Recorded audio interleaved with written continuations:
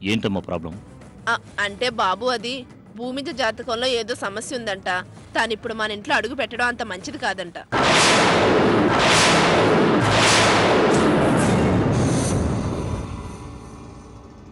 పైగా నీ ప్రాణానికే ప్రమాదం అంట.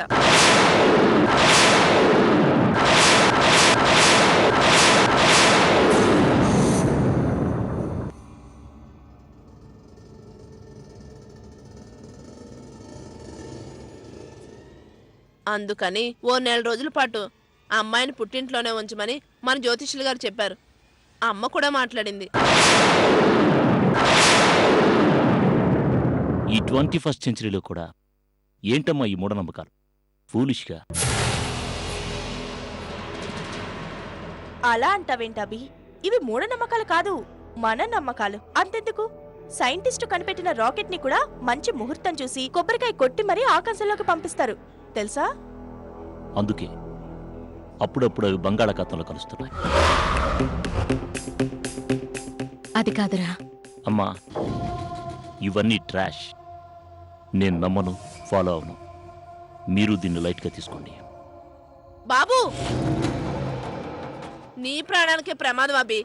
చెప్పాక కూడా ఇంత తేలిగ్గా తీసుకుంటే ఎలా? ఇప్పుడేంటి? భూమిజ నెల రోజుల పాటు ఇక్కడ ఉండకూడదు. వాళ్ళ ఇంటికి వెళ్ళిపోవాలి, అంతేగా? అంతే బాబు. సరే, ప్రస్తుతానికి భూమిజని వాళ్ళ ఇంటికి పంపించేద్దాం.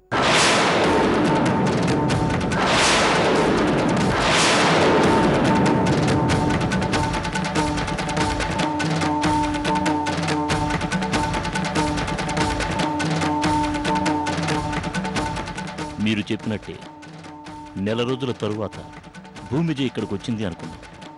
అప్పుడు ఇంకో జ్యోతిష్యుడు వచ్చి భూమిజ జాతకం ప్రకారం మీ ఇద్దరూ ఈ ఇంట్లో ఉండటం మంచిది కాదు అని చెప్తే అప్పుడేం చేస్తారు? మీ ఇద్దరూ బయటికి వెళ్ళిపోతారా?